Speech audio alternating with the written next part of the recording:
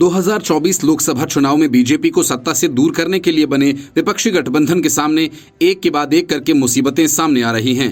ममता बनर्जी, अरविंद केजरीवाल और नीतीश कुमार का मामला सुलझा भी नहीं था कि अब सीपीएम ने विपक्षी गठबंधन से किनारा कर लिया। सीपीएम ने साफ कर दिया कि वे केरल और पश्चिम बंगाल में किसी के साथ गठबंधन नहीं करेगी और न ही विपक्षी गठबंधन की किसी समिति के लिए अपना कोई प्रतिनिधि का नाम प्रस्तावित करेगी। असल में सीपीएम चुनाव पूर्व की जगह चुनाव के बाद गठबंधन बनाने की पक्षधर रही है। इसके पक्ष में तर्क देते हुए सीताराम येचुरी ने कहा था कि 2009 में लेफ्ट फ्रंट ने 62 सीटें जीती थीं, जिनमें से 57 सीटें उसने कांग्रेस को हराकर जीती थीं।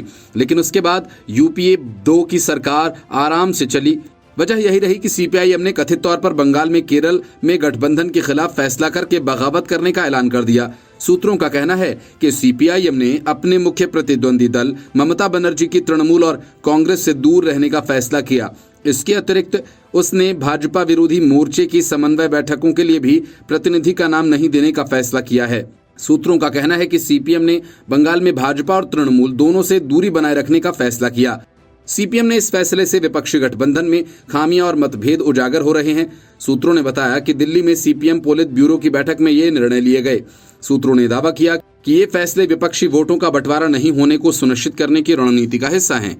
सीपीएम पिछले सप्ताह भारत समन्वय समिति की बैठक में शामिल नहीं हुई।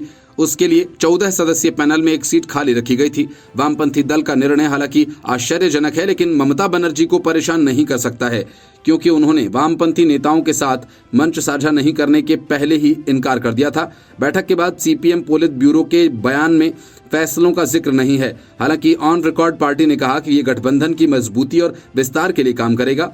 पार्टी ने कहा कि पोलित ब्यूरो ने भारतीय गणराज्य के धर्मनिरपेक्ष लोकतांत्रिक चरित्र, संविधान, लोकतंत्र और लोगों के मौलिक अधिकारों और नागरिक स्वतंत्रता की रक्षा के प्रयासों को मजबूत करने के लिए इंडिया ब्लॉक के आगे एकीकरण और विस्तार के लिए काम करने का फैसला किया। इसके लिए जरूरी है कि केंद्र की भाजपा सरकार को राष्ट्र नियंत्रण से दूर रखा जाए। पोलित ब्यूरो ने इन प्रयासों को और मजबूत करने का फैसला किया।